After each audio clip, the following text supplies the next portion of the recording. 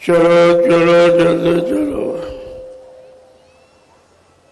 प्रेमियों, आज सत्संग का समय हो गया। सब लोग सामने आके बैठो ताकि एक एक वचन आपकी समझ में आ जाए। जब सामने बैठ के सुनोगे तब तुम्हारी समझ में आएगा कि सत्संग किसे कहते हैं। सत्संग कोई कथा वार्ता का नाम नहीं है। सत्संग कोई भाषण स्त्री प्रवचन का काम नहीं है। सत्संग कोई मनोरंजन नहीं है। यह संत महापुरुषों की वचन वाणी जो हम सब जीवों की बहुपार कहानी है। ये जीवात्माएं भवसागर के पार कैसे जाएंगी, अपने सच्चे मालिक प्रीतम का कैसे दर्शन दीदार करेंगे। प्रेमियों, इस युक्ति का नाम है सत्संग। सत्य माने ईश्वर, संग माने साक्षात्कार। ये जीवात्मा सुरतु मुद्दतों से अपने मालिक प्रीतम का दर्शन दीदार छोड़ चुकी है। अब इसे कौन ले जाएगा, कौन पहुंचाएगा, कौन मिलाएगा? उस मिलाने वाले को कहते हैं संत सदगुरु, और मिलाने वाली युक्ति का नाम है सत्संग। ये दोनों चीजें आपको समय से मिली, लेकिन आपने इसकी कदर नहीं की। किसी पुण्य कर्म के कारण संत महापुरुषों के दर पे आप पहुंच गए, लेकिन आपने उनकी कोई कदर नहीं की, उनको जाना माना पहचाना नहीं। ये तुम्हारे जीवन का कितना बड़ा धोखा। क्योंकि सदगुरु दयाल की दया ये रुपए पैसे से मोल नहीं मिलती। जब उनकी मौज मर्जी हम सब कलयुग के जीवों पर हो जाती है तो अपनी दया की बरसात कर देते। अब यह है उनकी दया की बरसात में कितने जीव टिक पाते, कितने छोड़ के भाग जाते। प्रेमियों, इसी को कहते हैं छटनी और कटनी। बहुत पहले एक इशारा किया गया था कि बच्चा आगे मेरी संगत बहुत बढ़ेगी। जैसे नदी में बाढ़ आती, एक दिन हमारी संगत ऐसे ही बढ़ेगी। तो बच्चा छटनी होगी और कटनी होगी। इस पर जो लोग नहीं मान पाए, बचनों को नहीं समझ पाए, तो कुदरत चटनी भी करेगी। ये तीनों काम आपके सामने हो रहे हैं, लेकिन आप समझ नहीं पा रहे, क्योंकि तुम्हारे पास गुरु का कोई वचन नहीं है। यानी सत्संग वचन आपके पास, सत्संग वचनों को आपने भुला दिया तो आप शंका संदेह में चले गए। क्योंकि वचन बचने बचाने के लिए उच्चारण किया जाता, जो 10 जुलाई 1952 से 2012 बाबा जी ने आपको सुनाया। बहुत सत्संग सुनाया, तुम्हें जगाया, चिताया, होश में खड़ा किया, पाप पुण्य की बात बताई आपको, और यानी मतलब ये सब जानकारी आपको। लेकिन तुम्हारे पास तो कोई जानकारी नहीं। जब आप बचनों को भूल गए तो गुरु को भूल गए, और गुरु को भूल गए तो शंका संदेह में चले। क्योंकि बिना गुरु के कोई का ज्ञान आपको नहीं दे सकता। अब यह है, जैसा गुरु ढूंढोगे वैसा ज्ञान मिलेगा। यहाँ तो कई तरह के गुरु हैं, आपको बताए भी गए ताकि गुरुओं की पहचान हो जाए और सच्चे सदगुरु में आपको शंका न हो, ये सब आपको सुनाया गया।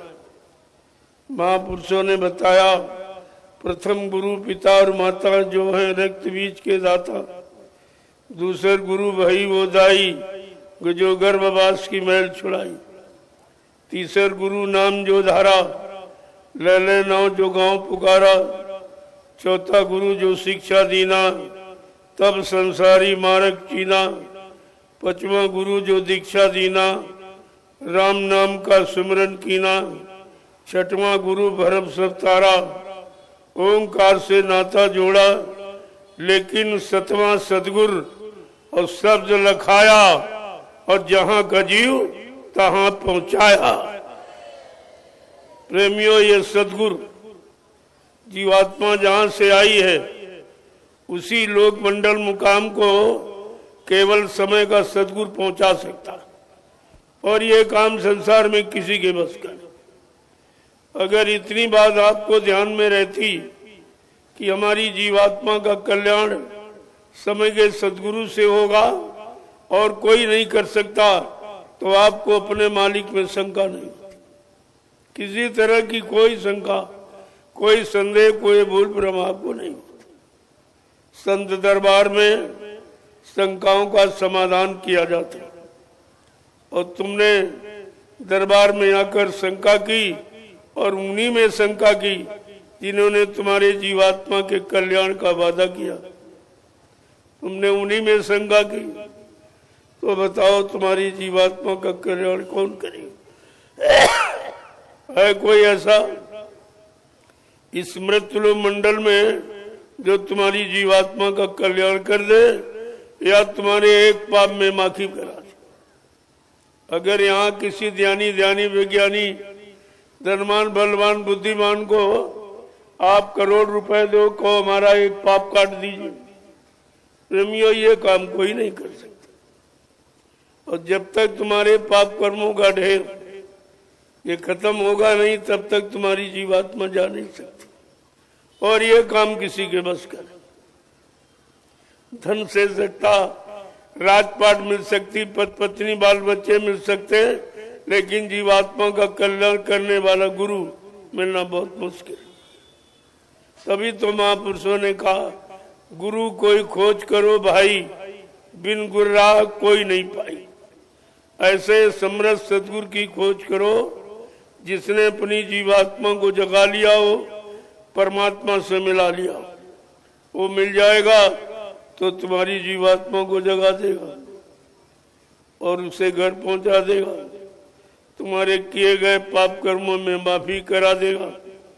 उसके पास ये सारी युक्ति होती, तभी तो उसको सतगुरु कहते। गुरु अलग है, संत अलग है, सतगुरु अलग है, और परम संत नामी महाप्रभु सबसे अलग। ये जानकारी अगर आपको होती गुरु के विषय की, तो तुम्हें अपने समर्थ मालिक में कोई शंका नहीं। लेकिन तुमको जब गुरु की पहचान नहीं है, तो सतगुरु की पहचान आप कैसे करो? गुरु ज्ञान कराने वाला होता, राजपाट धन दौलत मान सम्मान अधिकार दिलाने वाला, पद पत्नी बाल बच्चे दिलाने वाला, पूजा कराने वाला, इतिहास बनाने वाला। और सतगुरु सत माने ईश्वर, गुरु माने मिलाने वाला, जो ईश्वर ब्रह्म पार ब्रह्म महाकाल सतपुरुष से मिलाए, उसका दर्शन दीदार कराए, प्रेमियों उसको कहते हैं सतगुरु।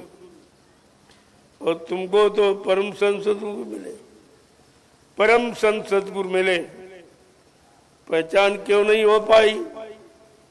आप यानी शंका से रहित क्यों नहीं रह पाए? क्योंकि ऐसा मालिक कभी आया नहीं था, वो पहली बार आए। ये सृष्टि के प्रथम महापुरुष जो भूमंडल पर जीवात्माओं के कल्याण के लिए आए, उनका और यहाँ कोई काम नहीं। कोई राजपाट धन दौलत मान सम्मान दिलाना ये उनका काम है, क्योंकि ये काल माया का सामान है। जब से आपने काल माया का सामान लिया, तभी से तो आप जा नहीं पा रहे, तभी से तुम्हारी जीवात्मा नहीं निकल पाई। तब तुमने काल माया का सामान लिया है, और उसका आपने प्रयोग दुरुपयोग सब किया। अब वो जब सामान लिया है, उस सामान के भुगतान के लिए 4 खान 84 लाख उसने योनिया जिस्म शरीर बनाए,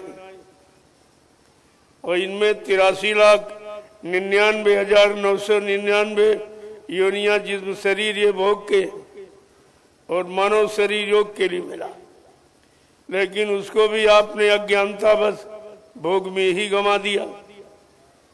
ये तो आपको मौका मिला था कि 83,99,999 योनिया जो भोग की आपने भोगी है, मतलब यानी तब एक बार ये चांस अवसर मौका आपको मानव शरीर का दे दिया कि जाओ अब की बार मानव शरीर को जीवात्मा में का सहयोग मिला है, किसी संत महात्मा की तलाश करके अपने घर का रास्ता पूछ लेना और तुम अपने घर चली जाना। तो जीवात्मा ने बड़ी प्रार्थना की, ऐसे थोड़ी आपको मिल गया। तुम्हें तो मालूम नहीं है कि 83,99,999 योनियों में जब मन के साथ जीवात्मा गई तो देखती है आखिरकार मन ये बार बार योनियों में क्यों आता। केवल इसको मिला क्या जन्म और मरण, पैदा हुआ मर गया, फिर पैदा हुआ मर गया, फिर पैदा हुआ मर गया, यही सिलसिला आपके साथ जुड़ा हुआ। इसको देखकर जीवात्मा ने मालिक से प्रार्थना की, एक बार अवसर मानव शरीर का दे दीजिए, मैं किसी संत महात्मा से अपने घर का रास्ता पूछ लूंगी और अपने घर हमेशा के लिए चली जाऊंगी, फिर यहाँ कभी नहीं आऊंगी। कह रहे भाई इतनी नफरत आपको क्यों? जब 83,99,999 योनियां आपने भोग की भोगी तो फिर नफरत क्यों है? कहा नफरत इसलिए है कि नाक में दम हो गई हमारे, बार बार मरते मरते। कहाँ तक मरूं? पैदा हो गया फिर मर गया, फिर पैदा फिर मर गया, ये तो सिलसिला बंद ही नहीं होता। पता नहीं कितनी बार आप मरे फिर पैदा हुए, कितनी बार तुम उनके माँ बाप बने, वो तुम्हारे माँ बाप बने। ये तो सिलसिला बहुत पुराना है। यही देखकर ऐसे तो जीवात्मा कभी नहीं निकल पाएगी, क्योंकि जन्म मरण से छुटकारा दिलाने वाला कोई है नहीं, और जब तक जन्म मरण से छुटकारा नहीं दिलाएगा कोई जीवात्मा काल माया के कर्मों के देश से निकल नहीं सकती। तब लाग दया कोमल चित संता, संतों के हृदय में दया उठी। उन्होंने अपना सत्यलोक मंडल छोड़कर मृत्युलोक मंडल में हम सब जीवात्माओं के वास्ते जो काल माया के कर्मों के जाल में फंसी पड़ी उनको निकालने के लिए आ गए, और तरह तरह के उपाय तुम्हारे साथ करती। दरस परस दर्शन देते हैं, स्पर्श करते हैं, और तुम उनको स्पर्श करते हो। कितने तरह का लाभ हो रहा और कितने कर्मों की अदायगी हो रही तो आपको तो मालूम नहीं, क्योंकि इतने आपने इतना कर्म कर्जा ले रखा है, इसके बारे में तुम्हें यही नहीं मालूम है कि इनका उद्धार कैसे हो। अब ये कर्म कर्जा कौन हटाएगा, यही तो मालूम नहीं था। और जब मालूम कराने के लिए आए तो आपने उनकी सुनी ही नहीं। जब सुनी तो मानी नहीं, और मानी तो जीवन मन में उतारा नहीं, तो भूल भ्रम में आप चले गए। अब ये बताओ कि आपकी जीवात्मा का कल्याण कौन करेगा? जब लिखा है, गुरबाणी कहती है, बने तो सतगुरु से बने, बिगड़े तो भरपूर है जीवात्मा। जब कभी तुम्हारी बनेगी तो वक्ते मुर्शिद यानी समय के सदगुरु से बनेगी। और तुम्हारे यहाँ स्वार्थी लोभी लालचियों ने प्रचार कर दिया कि समय के सदगुरु मर गए, तो फिर किसकी बनेगी? फिर आपकी कैसे बनेगी, ये कभी विचार किया? गुरबाणी कह रही कि सतगुरु एक, गुरु बहुत तेरे। संसार में समय का सदगुरु एक ही, समय का सदगुरु एक, और वो भी इन्होंने प्रचार कर दिया कि मर गए। तो बताइए आपकी जीवात्मा का कल्याण कौन करेगा? कौन आ गया या कौन आएगा? तो जहां गए उनसे पूछो कि जब समय के सदगुरु से जीवात्मा का कल्याण होगा, और तुमने कहा समय का सदगुरु मर गया, तो ये बताओ हमारी जीवात्मा का कल्याण कौन करे? तुम करोगे? ये पूछो, तुम करोगे या तुम्हारी जानकारी में कोई है जो करेगा मेरा काम? अगर आप ये सच्ची बात पूछने लगो तो प्रेमियों 2 मिनट में सत्य का निर्णय हो जाए कि सत्य क्या है और झूठ क्या है और असल क्या है और नकल क्या है। ये सब आपकी समझ में आ गया। लेकिन तुम्हारे पास गुरु का कोई वचन नहीं है तो आप प्रश्न ही क्या करोगे? प्रश्न भी तो करना आपको नहीं मालूम और आपने अपना बिगाड़ कर लिया और अब भी लोगों की समझ में नहीं आ रहा। निरंतर बिगाड़ करते ही चले जा रहे हैं, उम्र कम होती चली जा रही है। ख्याल नहीं है कि जीवन जा रहा है और जीवात्मा का कल्याण अगर न हुआ तो ये मानव शरीर बार बार आपको नहीं मिलेगा। ये तो परमात्मा ने एक बार अवसर दिया है और लिख के बता दिया कि कोई भी ये शंका मत करे कि दोबारा मिल जाएगा। कि कब करी करुणा नरे देही और देतई से बिन हेतु सनेई। कभी कभी करुणा निधान कृपा दया मेहरबानी करके मन अनमोल मंदिर आपको दे देता कि चलो इसको एक अवसर दे दो। बेचारा 83,99,999 योनियां इतनी भोग की भोगी है। चलो एक बारी योग की योनि से शरीर दे दो तो जीवात्मा का जो शब्द से विछड़न हो गया, विच्छेद हो गया, वो संधि में परिवर्तित हो। इसके लिए आपको मिला और तुम अभी तक नहीं समझ पाए हो कि मानव शरीर परमात्मा ने क्यों दिया। तुम बस ये समझते हो कि आहार निद्रा भय मैथुनस, खाना पीना सोना कमाना, मलमूत्र त्याग करना, हाल औलाद बच्चे पैदा करना, इसके अलावा मनो शरीर का तुमने कोई अर्थ ही नहीं जाना, आज तक नहीं जाना। गोस्वामी जी महाराज बार बार रामचरित के माध्यम से उत्तरकांड में सबको लिख के रखा कि कलयुग के जीवो इसे पढ़ना और जीवन में उतार कर सचेत हो जाना कि मानव शरीर बड़े भाग से मिला, ऐसे नहीं मिला। जब आपने करोड़ों जन्म की तपस्या, करोड़ों जन्मों के पुण्य, करोड़ों जन्मों की सेवाएं जब तुम्हारी एकत्र हो गई और उनका उदय होने का वक्त आया, तब परमपिता परमात्मा ने ये मनुष्य मंदिर का अवसर दे दिया कि जाओ अब की बार ये मनुष्य रूप परमात्मा की प्राप्ति के लिए मिला, जाओ इससे परमात्मा की प्राप्ति कर। अगर नहीं कर पाए तो ये दोबारा नहीं मिले, फिर ये आपको कभी नहीं मिलेगा। तुम जो सोचते हो कि अब की बार मिल गया फिर मिल जाएगा, इसलिए इसकी महिमा बताते हुए कि देव जीव मनो शरीर की कितनी बड़ी महिमा। शरीर तो यहाँ 4 खान 84 लाख, लेकिन सारे शरीरों में मानव शरीर मुख्य, इससे प्रभु पाया जा सकता। और शरीरों में जीवात्मा है लेकिन परमात्मा की प्राप्ति नहीं कर सकती। क्यों?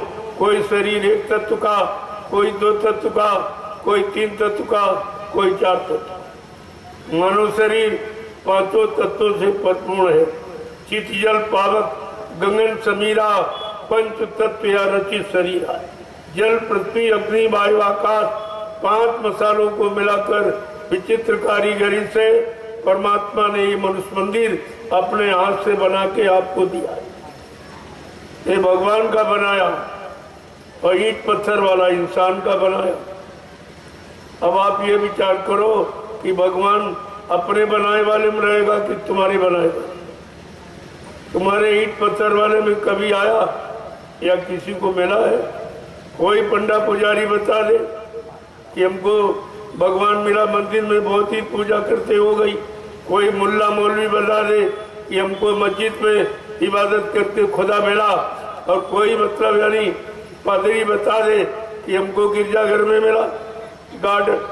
या कोई सच्चा सबको बता दे कि गुरुद्वारे में मिला सच्चा गुरु। ये तो सब एक प्रमाण है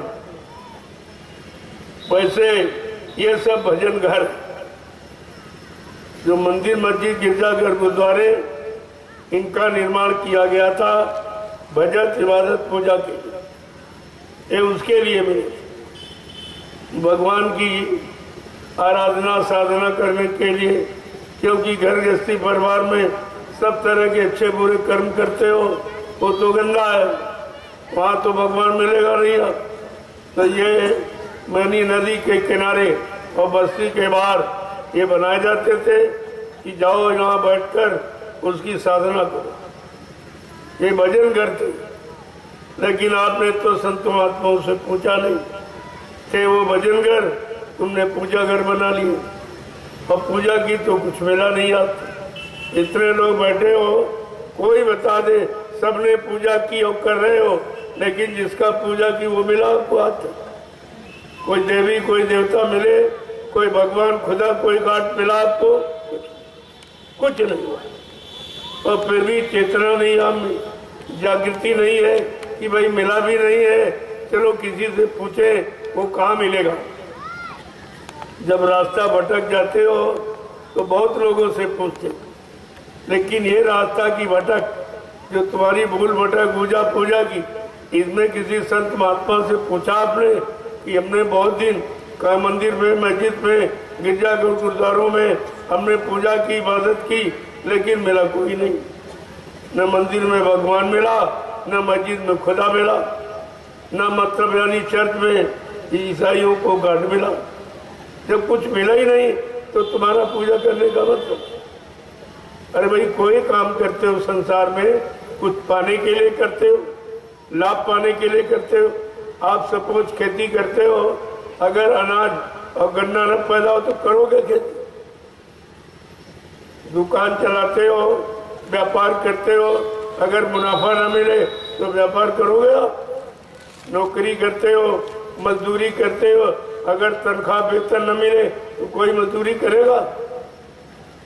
तुमसे कभी ये तो सोचो कि सारे काम हम लाभ पाने के लिए करते, लेकिन ये पूजा जो की वो कुछ भी नहीं मिला। जिसकी पूजा की वो आज तक नहीं मिला आपको। जब तक पूजा का रास्ता, और रास्ता यहाँ किसी के पास, तुम भूले भटकों से रास्ता पूछे, जो खुद ही भूले हैं, खुद ही भटके, खुद ही नहीं मिले उनको, खुद नहीं देखा, उनसे तुम रास्ता पूछो। यही तो तुम्हारी। अगर संत महापुरुषों से रास्ता पूछते तो रास्ता बता देते कि मतलब देवलोक कहाँ है, देवी देवता कहाँ बैठे, 33 करोड़ देवी देवता, 9 करोड़ दुर्गा और 10 करोड़ शंभू, ये कहाँ बैठे, तो संत महात्मा आपको बता देते। ये जो कलयुग में नामदान मिला है, ये वही युक्ति है, इससे जीवात्मा जगेगी और जीवात्मा ही उन लोगों में जाएगी। शरीर तो आपका जाएगा, चाहे जितना खिलाओ पिलाओ सजाओ, लेकिन शरीर नहीं। ये तो यहीं पर जला दिया जाएगा या गड्ढा खोद के काट दिया जाएगा। ये देखिए, ये भी आपने नहीं पूछा कौन जाएगा। तुम शरीर से रात दिन पूजा करते हो और शरीर जाएगा नहीं तो पूजा भी नहीं जाएगी। आत्मा जाएगी तो आत्मा से पूजा करना, अगर संत महात्मा से पूछ लेते तो आपको रास्ता बता देते। और जीवात्मा आपकी जब मनुष्य शरीर से निकलकर इस काल माया के देश से निकलकर जब ऊपर जाएगी तो इस काल माया देश के ऊपर देवलोक है, वहाँ देवी देवता अब भी बैठे। वो मर नहीं गए, कहीं चले नहीं, लेकिन वो अपने घर में बैठे। ये तो मृत लोग है, यहाँ जो भी शरीर धारण करेगा उसको छोड़ना पड़ेगा, वो मौत के हवाले हो जाए। लेकिन देवी देवता मौत के हवाले नहीं, वो मरते नहीं है, इसलिए वो देवलोक, और देवलोक यहाँ है नहीं, यहाँ तो मृत लोग है। तुम मृत लोग में पूजा करते हो और देवता देवलोक में बैठे। जब तक देवलोक में तुम्हारी जीवात्मा नहीं पहुंचेगी तब तक देवताओं का दर्शन नहीं होगा। यही कारण है ये नकल आपको बना, ये नकल बना के आपको दिखाई गई। ये पत्थर की मूर्ति, कागज कैलेंडर और मिट्टी की जो भी बनाया गया और तीरथ और मूरत, ये सब यानी मतलब नकल उसकी। कि देखो नकल ऐसी तो असल कितना सुंदर हो। असल को पाने के लिए नकल से जिज्ञासा पैदा कराई कि नकल जब इतना सुंदर अच्छा तो असल कितना अच्छा हो। पर ये भाव पैदा करने के लिए ये वेद व्यास ने यहाँ मूर्त पूजा का विधान रखा था। उन्होंने ये मंदिर मस्जिद बनवाए और इनमें मूर्तियां रख दी और सबको बुलाकर कहते थे आँख खोल के इनको देखो, देखो जैसे ये है ये तो नकल है और इससे करोड़ों गुना सुंदर और अच्छा वो असली रूप है, लेकिन वो है देवलोक या नहीं। अब देवलोक तो आपको मालूम नहीं कि देवलोक कहाँ है, स्वर्गलोक कहाँ, वैकुंठ लोक कहाँ, शक्ति लोक कहाँ, माया को लोक कहाँ, ब्रह्मा का ब्रह्म लोक कहाँ, विष्णु का विष्णु लोक कहाँ, शिव जी का शिव लोक कहाँ, राम का साकेत लोक कहाँ, कृष्ण का गोलोक कहाँ, ये तो आपको पता नहीं कुछ, ये कुछ नहीं मालूम। और जब तक ये नहीं मालूम तब तक तुम्हारा कोई काम होगा नहीं। ऐसे यहाँ जन्मते मरते रहो, राजा बन गए, धनीमानी बन गए, गरीब गरीब बन गए, हिंदू मुसलमान ये सब तो बनते रहो, लेकिन जीवात्मा नहीं जगेगी और परमात्मा से नहीं मिलेगी और जीवात्मा किसी लोक में नहीं पहुंचेगी और किसी लोक का सच्चा अनुभव आपको यहाँ कोई नहीं बता सकता। जो पहुंचा हुआ है वो बताएगा। और तुम उनसे पूछो जिन्होंने किताबें पढ़ी। अरे किताब पढ़ने से भगवान थोड़ी मिल जाएगा कि प्रताप पढ़कर कोई महात्मा बन जाए। तो जब वो महान आत्माएं मिलेंगी और उनके वचनों को जब सुनोगे और मानकर चलोगे तब तुम महात्मा बन सकते।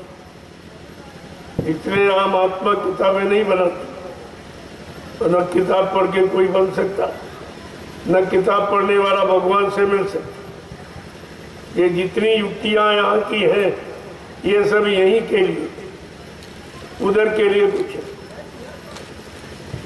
तो इसलिए पहले बच्चों को सुनो और उनको गुनो और धुनो, यानी उनमें से छांटो। धुनने का मतलब छाटना कि तुम्हारे बस का कौन, वहां से शुरू करो। सब तो वचन आप नहीं कर सकते हो, लेकिन उनमें छाटो सबसे सरल को, वहां से करना शुरू करो और धीरे धीरे धीरे धीरे ये सब समझ में आ जाएगा। और जब समझ में आ जाएगा तो कोई शंका नहीं रहेगी। शंका का मतलब अज्ञानता, अभी अज्ञानता है इसलिए आपको शंका। और ज्ञान कहाँ से होगा? बिन गुर ज्ञान कबहू नहीं होई, चाहे कोटिन करो उपाय। तुम करोड़ों उपाय कर डालो, कितनी पूजा कर डालो और कितनी किताबें पढ़ डालो, लेकिन बगैर गुरु के परमात्मा प्राप्ति का संदेश कोई नहीं दे। परमात्मा से तुम्हारी जीवात्मा को कोई मिला नहीं सकता है। ये काम सृष्टि में किसी के वक्त है। और यही करने के लिए आप मथुरा गए थे कि चलो गुरु का दर्शन करेंगे, गुरु के वचन सुनेंगे, उनके वचनों को मानेंगे, उनको अपना बना लेंगे, हम उनके बन जाएंगे तो हमारा काम हो जाएगा। लेकिन ये तो काम आपने कुछ नहीं किया। तो मैं आपसे कुछ पूछने आया हूँ और कुछ आपको बताने। आज सत्संग का पहला दिन है, इसलिए आज तो जानकारी आपको यही दूंगा। कल से सत्संग प्रारंभ करूंगा, क्योंकि अभी भारी संख्या में लोग आएंगे, सबको मिल जाए सत्संग, वचन कहीं छूट नहीं। तो आज से मैं कुछ पूछूंगा आपसे। आज केवल आपसे पूछूंगा, फिर आपको कुछ बताऊंगा। पहले आपसे पूछ लूं ताकि आपको ये शंका न हो भाई ये किस लिए आए, क्या सुनाने आए। यहाँ कोई किस्सा कहानी सुनाने हम नहीं आए और किसी की निंदा आलोचना बुराई करने नहीं आए। ये काम मेरा नहीं है। बड़े साफ शब्दों में सुन ली, मैं आपसे पूछने आया हूँ जो आप मथुरा गए हो उसके बारे में, क्योंकि आज सारी चर्चा मथुरा की तो सारे विश्व में फैल गई। लीलाधर ने ऐसी लीला की है जो सारे देश में चर्चा फैल गई।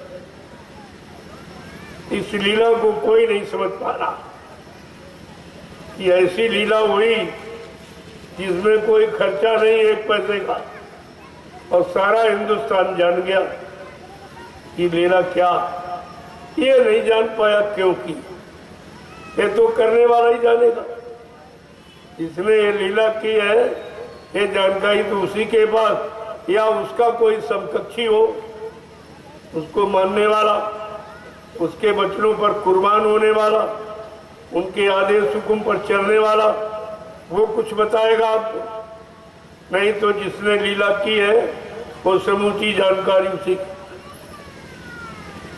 और इतनी जल्दी लीला अगर समझ में आ जाए तो लीला किस बात। जैसे लोग कह रहे हैं भाई बहुत दिन हो गए बाबा जी आए नहीं, आ जाते, तुमने फिर लीला क्या होती। अगर ऐसे कहा हाँ चले गए थे, कल आ गए, मतलब क्या निकला। चले गए थे आ गए, कोई अर्थ नहीं निकला। लेकिन नहीं, चले गए किस लिए और आएंगे किस लिए, ये दोनों बातें आपको समझनी पड़ेंगी। ये इसीलिए अभियान चलाया गया। आपसे मैं पूछने आया हूं कि आप मथुरा जाते थे तो किस लिए जाती थी, क्या करने जाते थे। तो मैं आपसे पूछूंगा, आप बाल बच्चे परिवारदार हो, सत्य बोलना, सत्य को मत छिपाना। आप लोग मथुरा जाते थे गुरु का दर्शन करने कि चेलों का दर्शन करने। गुरु का। देखो जोर से बोलो, गुरु का। सच्चाई को मत छिपाइए। आप लोग मथुरा जाते थे गुरु का दर्शन करने कि चेलों का दर्शन करने। गुरु का। आप लोग मथुरा जाते थे गुरु की सुनने गए कि चेलों की सुनने गए थे। गुरु महाराज की। आप लोग मथुरा जाते थे गुरु की मानने गए थे कि चेलों की मानने गए थे। गुरु महाराज की। और तुम सब चेलों की मान रहे, गुरु की तो एक भी बात नहीं मान, ये सब चेलों की बात। आप मथुरा जाते थे गुरु भक्ति करने की, चेला भक्ति करने, और ये सब चेला भक्ति। गुरु की भक्ति समझ में नहीं आई क्योंकि गुरु के वचन आप भुला दिए। तो गुरु भक्ति तो की नहीं, चेला भक्ति। तो गुरु भक्ति पार करेगी कि चेला भक्ति पार। गुरु भक्ति। इतना भी तो तुम्हारी समझ में आया नहीं कि गुरु भक्ति पार करेगी कि चेला भक्ति। गुरु भक्ति पार करेगी। अगर चेला पार कर देता तो गुरु को आने की जरूरत ही क्या थी। ये बात नहीं समझ में आई। जब इतनी छोटी बात तुम्हारे समझ में नहीं आई तो इतना बड़ा संदेश ये आप कैसे समझे।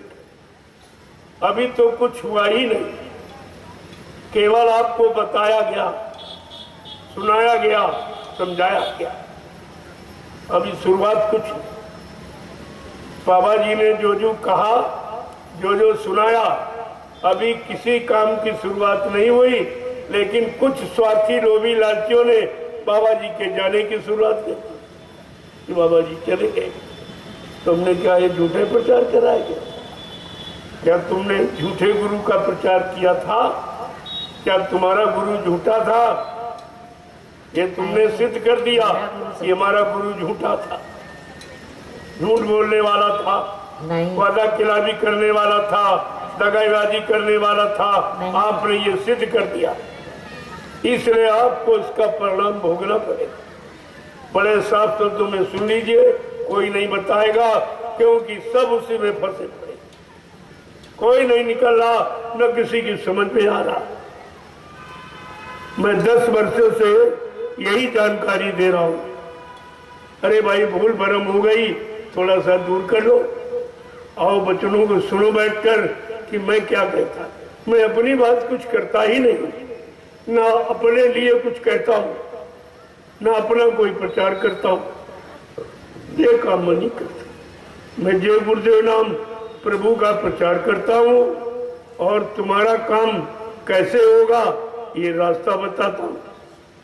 गुरु के वचनों की याद कराता हूं कि सब कुछ भूल जाना, लेकिन गुरु के वचन मत भूलना, नहीं तुम फंस जाओगे। ये काल माया का देश है। काल माया ने किसी को छोड़ा नहीं है, न राम को छोड़ा न कृष्ण को छोड़ा, ये भी सब फंस गए। न ब्रह्मा विष्णु महादेव को छोड़ा, ये सब फंस गए। तो तुम कैसे निकल सकते हो? और तुमको निकालने के लिए गुरु आए, तुम्हें भी नहीं समझ पाए। जो हमको निकालने आया और वो खुद फंस जाएगा तो हमें क्या निकालेगा?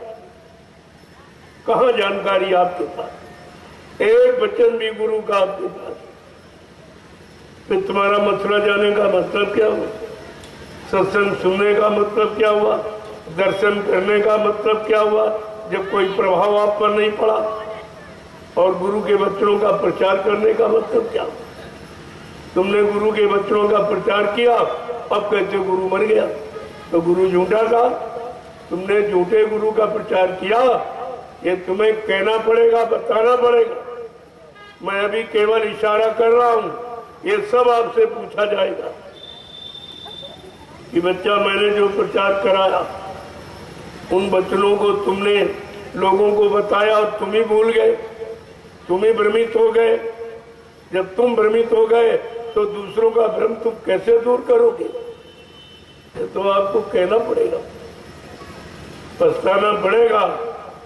अभी एक वक्त दे दिया, ये उनकी दया कृपा मेहरबानी समझो कि एक मौका आपको दे दिया फिर से कि भूल गए हो तो वचनों को याद करो। जो जो मैंने कहा है मैं सब करके दिखाऊंगा, कोई काम इधर उधर नहीं। और यहाँ का तुम सब लोग भाग जाओ फिर भी मैं अपना काम करके दिखा दूं। जिस महापुरुष को हमारी तुम्हारी जरूरत ही नहीं, स्वतः काम कर सकता है, लेकिन वो अपने भक्तों का इतिहास बनाना चाहते। जो तुम्हारा इतिहास बनाने आया तुम उसी को कह रहे हो मर के चला गया, तो इतिहास कौन बनाएगा? है कोई इतिहास बनाने वाला? जहाँ गए उनसे पूछो कि बाबा जी ने कहा था मैं कलयुग का इतिहास बनाऊंगा, क्या तुम कलयुग का इतिहास बना सकते हो? बाबा जी ने कहा मैं कलयुग को भगाऊंगा और सतयुग को लाऊंगा, क्या तुम ये काम कर सकते हो? बाबा जी ने कहा मैं तुम्हारी जीवात्मा को जगाऊंगा और जब तक जगा नहीं लूंगा तब तुम मानो शरीर को छोड़ के जाने वाला नहीं हूँ। ये पूछो ये काम तुम कर सकते हो?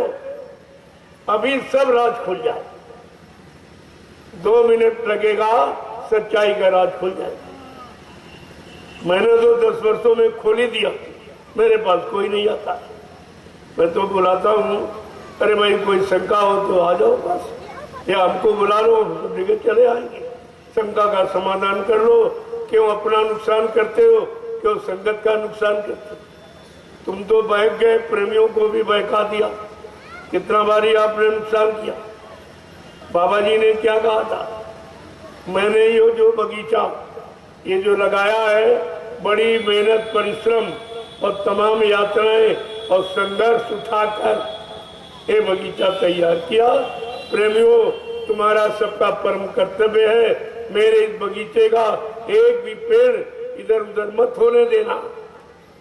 आपने गुरु आदेश माना है, तुमने एक जीव को खड़ा नहीं किया और बाबा जी के खड़े किए गए करोड़ों जीवों को तुमने हटा दिया। ये काम आपने किया। इतना भारी नुकसान किया आपने, अपना किया, इन करोड़ों जीवों का किया। क्या इसकी माफी कोई दे देगा तुम्हें? विचार कीजिए कि आपने तो वो काम किया है जो कोई माफी नहीं कर सकता। आगे आने वाले भविष्य में वो ये लोग ये भी नहीं कह पाएंगे कि हम बाबा जय गुरुदेव जी महाराज के शिष्य हैं। तुमने शिष्य बनने का अधिकार भी खो दिया क्योंकि तुमने गुरु का अपने स्वार्थ के लिए उल्टा प्रचार किया। बाबा जी ने क्या कहा था? हम आए वही देश से जहां तुम्हारा धाम, तुम सबको घर पहुंचाना एक हमारा काम। आप प्रेमियों, मेरा एक ही काम, तुम शंका मत करना कि तुम्हारी जीवात्मा को जगा के घर पहुंचा दो। गुरु कह रहा कि तुम्हारी जीवात्मा को घर पहुंचाऊंगा और इन चेलों ने गुरु को पहले ही पहुंचा दिया। अब इन चेलों को देखिए आप, अब उन्हीं के पीछे तुम दौड़ रहे हो जिन्होंने इतना उल्टा सीधा कितना बड़ा अपमान किया गुरु का, गुरु के वचनों का अपमान किया और गुरु को झूठा बताया। इससे बड़ा यानी अपराध और क्या हो सकता। और ये किया है और तुम सब उन्हीं के साथी बन गए, उन्हीं के साथ चल रहे। ये भी नहीं सोचा जब इन्होंने गुरु को नहीं बख्शा, क्या तुम्हें बख्श देगा? ये तो स्वार्थी लोभी लालची है। स्वार्थ लोभ लालच के लिए जब गुरु को बदनाम कर दिया, कह दिया गुरु मर गया, तो फिर तुमको छोड़ने वाले कहाँ? बगैर लूटे और घुसूटे तुम्हें छोड़ेंगे नहीं। और आज भी लूट रहे, तुम समझ नहीं पा रहे। जो 60 साल सेवा मथुरा में दी गई, कहाँ चली गई? किसी ने पूछा इनसे, हिसाब लिया कि भाई 60 साल बाबा जी के हाथ में जो प्रेमियों ने सेवा पकड़ाई वो कहाँ चली गई?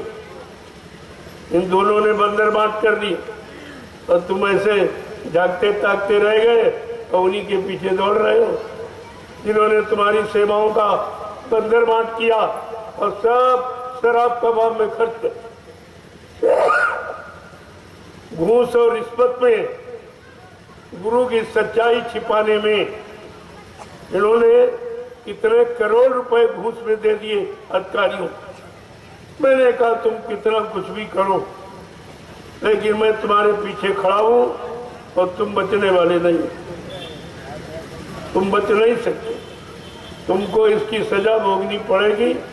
मैंने शुरू में कहा था, जिन लोगों ने कहा कि बाबा जी मर गए, आप देखते जाइए, ये सब धीरे धीरे मौत के शिकार होते चले गए और सब मर गए। मथुरा में सब मर गए, एक बच्चा वो भी सांसें भर रहा, सब तो सफाया हो गया। अपने आप जिन्होंने ये प्रचार किया कि बाबा जी मर गए, आप देखते जाइए, तुम्हारे सामने सब मुर्दा होते चले जाएंगे, सब मुर्दा होते चले जाएंगे। देखते जाइए आप कि गुरु का कैसा खेल है। जिसने युग परिवर्तन की बात कही है वो छोटी मोटी शक्ति, यहाँ कोई ऋतु परिवर्तन नहीं करके दिखा सकता। सर्दी गर्मी बरसात जाड़ा जो ऋतु में होती है, इनको कोई नहीं बदल सकता, कोई हटा नहीं सकता। और बाबा जी ने युग परिवर्तन की बात कही, वो भी बीच में कह दी, जबकि यहाँ का नियम है एक युग समाप्त हो जाता तब दूसरा युग लगता है। और अभी तो कलयुग का प्रथम चरण ही 5,500 वर्ष ही निकल पाए और बीच में ही महापुरुष ने ऐलान कर दिया कि कलयुग में कलयुग जाएगा और कलयुग में सतयुग आएगा। ये छोटी मोटी बात है, ये कब तुम्हारी समझ में आएगा? गुरबाणी, गुरु के वचन, ये समझ में कब तुम्हारी आई? अरे तभी तो गुरु भक्त कहलाओगे, जब गुरु वचन मानोगे और समझोगे, गुरु वचनों पर चलोगे और आपको लाभ मिलेगा, तभी आप तो गुरु भक्त कहलाओगे। लेकिन ये सब कुछ नहीं, सब मनमानी, मान सम्मान अधिकार में डूब, सब उसी में चलेगा। देखते जाइए, बाबा जी ने आपसे कहा भी था, सत्संग में कितनी बार आपको सचेत किया है कि बच्चा मेरे सत्संग में तमाम काल के जीव भी आ गए। काल ने उनकी ड्यूटी लगाई है कि जीवों को सत्संग सुनने मत देना, इनको नींद ला देना या तंद्रा निद्रा उंगाई जमुआई और इधर उधर जहाँ कथा होती हर की वहाँ न रुचि लागे नर की, या सोवे या बातें करे इधर उधर की। ये काल माया का, ये उसी का दांव है। वो सत्संग में आके जबेला कर देता, तो ये काल के जीवों की पहचान है प्रेम। कितनी बार बाबा जी ने आपसे कहा, काल के जीव कौन है? जो नहीं माने हुक्म हमारा, उनके मन को काल संभारा। जो मेरे हुक्म आदेश को न मानेगा, न हम पर विश्वास करेगा, वो बच्चा काल के जीव है। अपना आदेश हुक्म चलाएंगे अपने स्वार्थ लोभ लालच के लिए। ऐसे काल के जीवों से तुम बहुत होशियार रहना। आपने एक भी वचन गुरु की नहीं मानी तो सावधानी हटी, दुर्घटना घटी। तुमने सावधानी, जो गुरु के वचनों से सावधान किया जा रहा था, वो सावधानी आपने हटा दी तो दुर्घटना घट गई। अब तुम फंस गए हो। तुम्हारी समझ में नहीं आ रहा क्या करूं क्या न करूं, क्या करूं क्या न, ये आपकी समझ में नहीं आ रहा। तो जरा अवसर मिला है, इसका लाभ उठा लो। एक बार तो आपको अवसर मथुरा में दिया गया, सब भूल गए आप। चलो दोबारा भूले बच्चे बातों को फिर से याद करा जाए, ये एक मौका दे दिया दयालु। वैसे काल शक्तियों ने एक ही बार समझाया, हिरण्यकश्यप को नहीं माना तो मार काट दी। एक ही बार रावण को समझाया, राम ने नहीं मारा तो मार काट दी। भगवान कृष्ण ने एक ही बार अपने मामा कंस को समझाया, नहीं माना तो मार काट दी।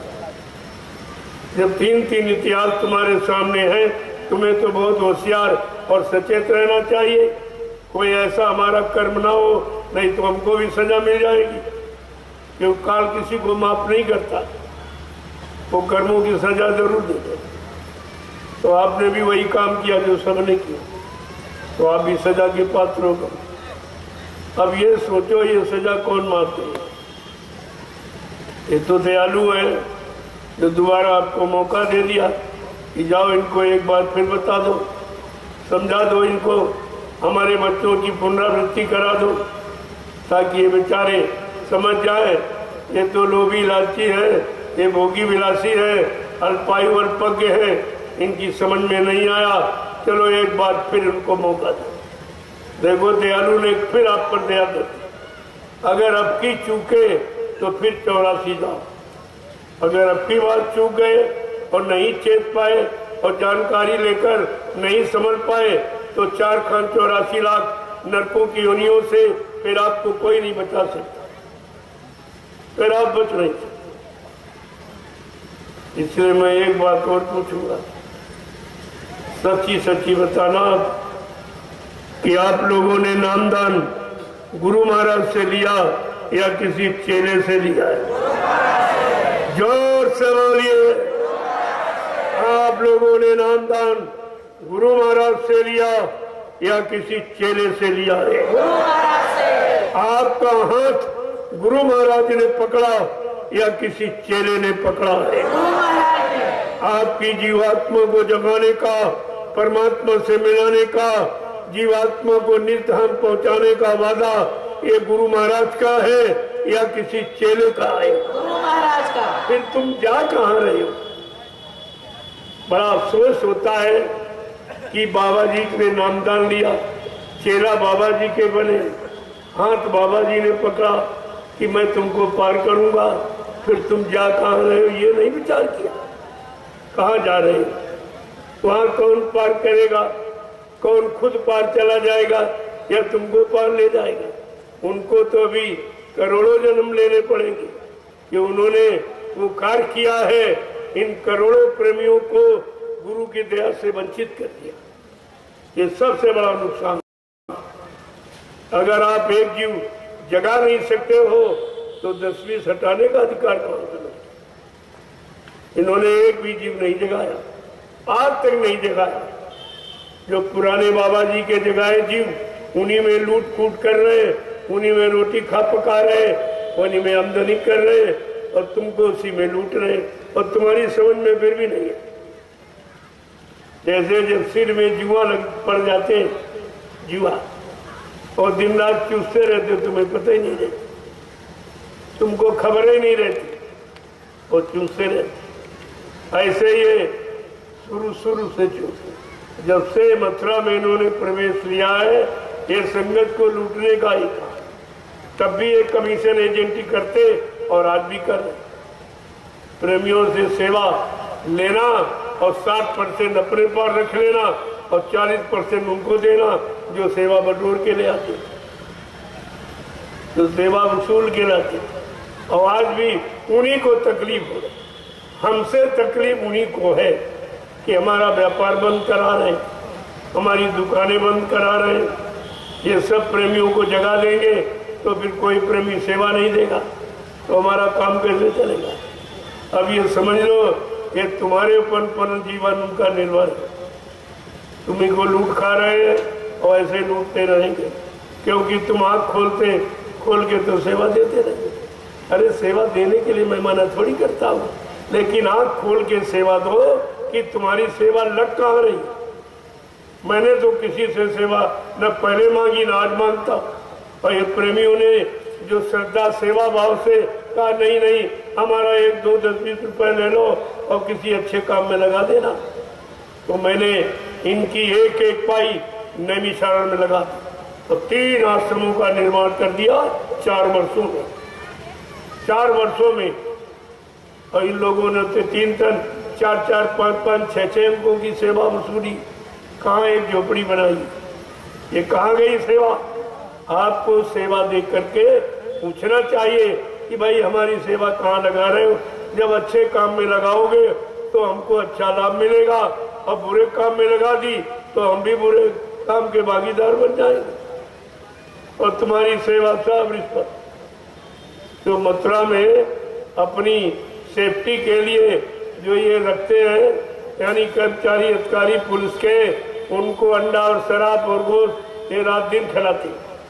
अब तो मथुरा आश्रम को इतना गंदा कर दिया गया कि हमको मजबूर होके 3 आश्रमों का निर्माण करना पड़ा प्रेमियों के लिए, क्योंकि आगे समय खराब आ रहा।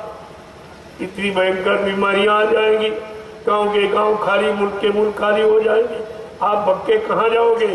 तो अपने गुरु परिवार के लिए मैंने 3 आश्रमों का निर्माण कर दिया कि आपके ठहरने की जगह। तो हमें क्या जरूरत थी, हमें तो एक झोपड़ी पर्याप्त थी, क्यों बनवाए गए। इनका क्या मतलब। लोगों ने पूछा अरे मथुरा में जब आश्रम था तो आपको नैमिषारण्य क्यों बनाया। हमने मथुरा वाला आप पाक साफ निर्मल पवित्र रखा होता तो हमें बनाने क्या जरूरत। वो तो तुमने गंदा कर दिया, इतना गंदा कर दिया कि हमको कहने में लज्जा लगती, क्योंकि आश्रम अपना है और अपने लोग हैं, अपने परिवार के लोग। अगर परिवार में फूट पैदा करे, परिवार को इधर उधर बहकाए भरमा में, तो फिर कहने में शर्म तो लगती है। तो मैंने परिवार को संगठित करने का ये अभियान चलाया। मेरा और कोई मतलब नहीं, ना कोई सेवा लेना, ना कोई गुरु बनना, ना मतलब यानी किसी की निंदा आलोचना बुराई करना। अरे भाई किसकी बुराई करूं, सब तो है परिवार के ही। परिवार है तो कोई नाराज हो गया, कोई स्वार्थ लोभ लालच में बेईमान हो गया, परिवार में तो सब तरह के लोग। बड़ा भाई ने छोटे भाई की सब ले ली, सारी बेईमानी कर ली। ये भी हो रहा, क्या हो नहीं रहा है। और यही गुरु परिवार में हो रहा। तुम्हारी सारी सेवाएं लूट रहे और खा रहे और तुम्हारी समझ में कुछ नहीं आ रहा। एक तुम जागते नहीं हो, अगर सच्ची बात बताई जाए तो तुम मानते नहीं, तो फिर ऐसे लुटवाते हो। आगे समय खराब आ रहा, बहुत खराब, इतना खराब आ रहा है जिसके बारे में कुछ सोचा ही नहीं था। महापुरुषों के सिवा कोई नहीं है जिसकी दिव्य आंख खुली है। वो तो देख रहा सब यहीं से बैठकर, और वो बता रहा, और तुम्हारी खुली नहीं, इसलिए तुम्हें विश्वास नहीं हो रहा। तुम्हें आश्चर्य हो रहा है ये क्या कह रहे हैं, क्या कह रहे हैं, ये पता नहीं क्या क्या कहते हैं। अरे क्या क्या नहीं कहते, जो देख रहे हैं वही कह रहे। जो होने वाला उसकी जानकारी आपको दे रहे ताकि आप बच जाओ। अब नहीं मानो तो तुम जानो, तुम्हारा काम जानो। ये नहीं कह सकते हमको किसी ने बताया नहीं। तो ये जो अभियान चल रहा है ये एवं सेवा मांगने वाला नहीं है, क्योंकि हमको हमारे गुरु ने भिखारी नहीं बनाया, भीख मांगने वाला काम नहीं सिखाया। इसलिए कभी किसी प्रेमी से मैंने आज तक 1 रुपया नहीं। अब इन्होंने श्रद्धा सेवा भाव से जबरदस्ती कहते मेरे पास समय नहीं, घर गृहस्थी परिवार को छोड़कर आपके साथ कैसे चलूं, काम तो सबका है लेकिन हम मजबूर चल नहीं सकते, तो हमारी कुछ सेवा ले लो और अच्छे काम में लगा देना तो हमको कुछ लाभ मिल जाएगा। हमने कहा तुम्हारी अगर ऐसी कोई श्रद्धा सेवा भाव है तो चलो नैमिषारण्य में हम तुम्हारी लगाए देते हैं। अब नैमिषारण्य की बात क्यों कही जा रही है वो भी समझ लो। वो तो बाबा जी ने 10 यानी गुरु पूर्णिमा का 10 जुलाई से 23 जुलाई तक 1997 में जो पुराने प्रेमी होंगे या जो शामिल शरीक हुए होंगे उनको सब पता होगा। ये 13 दिवसीय बुद्ध पूर्णिमा का कार्यक्रम नैमिषारण्य में उसी गोमती नदी के किनारे बाबा जी ने किया और आखिरी दिन कहा कि बच्चा ये 88,000 ऋषियों की तपोभूमि, यहीं से सतयुग के अंकुरण निकलेंगे। ये गुरबाणी, उसी गुरबाणी को सिरोधार करके मैंने 3 आश्रमों का निर्माण किया। जब इतनी पावन पवित्र भूमि है और सबको लाभ देगी, गुरु परिवार के हर प्रेमी के लिए है, तो फिर ऐसी जमीन को ले लिया जाए। तो मैंने तपोभूमि खरीदी है, ये खेती बाड़ी वाली जमीन। तब योगी रामचरितमानस में लिखा, तीर्थवर नैमिष विख्याता अति पुनीत साधक सुखदाता। ये नैमिषारण्य तीर्थों का महातीर्थ है और पावन पुनीत है, अति पवित्र है, जबकि अति शब्द वर्जित है। लेकिन फिर भी प्रयोग किया गया कि ऐसी भूमि पूरे विश्व में कहीं नहीं जहाँ 88,000 ऋषियों ने मिलकर तपस्या की। इतनी बड़ी संख्या में ऋषि मुनियों ने पूरे विश्व में कहीं तपस्या की। इतनी वो पावन पवित्र भूमि है, तभी तो उसके लिए बाबा जी ने इशारा किया कि यहीं से सतयुग के अंकुरण निकलेगी। सतयुग का आगमन, अंकुरण का मतलब आगमन। इतनी बड़ी चीज है गुरु परिवार की खुशहाली का, अगर उसके लिए कोई व्यवस्था न की जाए तो फिर गुरु को वचन सुनाने का मतलब क्या निकला? किसी ने समझा ही नहीं, और समझ करके ये काम किसी ने किया नहीं कि जब सतयुग यानी अंकुरण वहां से लेगा तो अंकुरण कोई आसमान में तो निकलेगा नहीं। सबका आधार जमीन है, तो वो भूमि हमने आपके लिए खरीदी, आपकी सेवा। मेरा उसमें कुछ नहीं, न मेरे नाम 1 इंच जमीन, क्योंकि मेरा तो कोई उसमें लगा नहीं। प्रेमियों की गाड़ी कमाई लगी है और प्रेमियों के लिए मैंने तैयार कर दिया, उसको आप देखिए चल के। अभी भूमि पूजन होगा 27 नवंबर, यानी कार्तिक पूर्णिमा भी है और गुरु नानक देव महाराज की जयंती। उस पावन पुण्य तिथि पर दयाल आश्रम, जो नया दयाल आश्रम है, उस भूमि का भूमि पूजन होगा। वहां से कुछ और खेल होगा, वो तो बाद में आपको बताऊंगा। पहले वहां भूमि पूजन, तीनों आश्रमों में ये कार्यक्रम, भूमि पूजन नए दयाल बाग में होगा, सत्संग ज्ञानाश्रम में होगा और शादियां सतगुरुधाम में होंगी। इस तिथि पर तीनों आश्रमों में कार्यक्रम। तो प्रेमियों को समझना चाहिए कि आप के लिए मैं तो सबके लिए तैयारी कर रहा हूँ। मेरे यहाँ तो कोई भेदभाव नहीं है। ये लोग तो, इन्होंने तो अलग अलग अपना संगठन बना लिया है, लेकिन मेरे यहाँ कोई अलग नहीं। मैं गुरुवाणी का प्रचार करता हूँ और सबको बताता हूँ और स्वयं पालन करता हूँ। मेरे यहाँ और कोई प्रचार नहीं। इनके यहाँ तो प्रचार ये है कि बाबा जी हमको वसीयत कर गए, हमको उत्तराधिकारी बनाए। एक तो ये प्रचार कर रहा अपना, और दूसरा कह रहा बाबा जी हमको नाम पावर दे गए, वो गुरु बनने का अधिकार बता रहा और ये उत्तराधिकारी है। लेकिन मेरे यहाँ ऐसा कोई प्रचार नहीं है। अब सब गुरु परिवार का और गुरु का प्रचार, यहाँ अपना कोई प्रचार। इतनी बात तो आपको समझ लेनी चाहिए। मैंने तो अपने लिए कभी कुछ नहीं कहा। ये झूठा मूठा प्रचार करते थे कि वो बाबा जी अपने को जय गुरुदेव कहने लगे। अरे जय गुरुदेव कोई आदमी का नाम है, वो तो प्रभु का नाम है। प्रभु या कौन बन जाए? और गुरु बना जाता कि बनाया जाता? अरे गुरु बना बनाया आता, ये भी इनको नहीं मालूम। गुरु बने बनाए आते। यहाँ कॉलेज यूनिवर्सिटियाँ गुरु नहीं बनाती, कोई संगठन कोई संगठन गुरु नहीं बनाता। गुरु बना बनाया आता है। जो काम करता है वो गुरु। जो अपना प्रचार केवल नाम के आगे गुरु लिख रहा, संत लिख रहा, सदगुरु लिख रहा, महाराज सरकार भगवान लिख रहा, वो नहीं है, वो तो झूठा, वो तो झूठा, उसमें कुछ है। और कभी बनावट और लिखावट में आ भी मत जाओ, तो धोखा हो जाएगा। गुरु यहाँ कोई नहीं बन सकता, गुरु बना बनाया। हाँ, गुरु का प्रचार करता हूँ, लेकिन गुरु बन के नहीं, गुरु बन के यहाँ प्रचार नहीं किया जाता।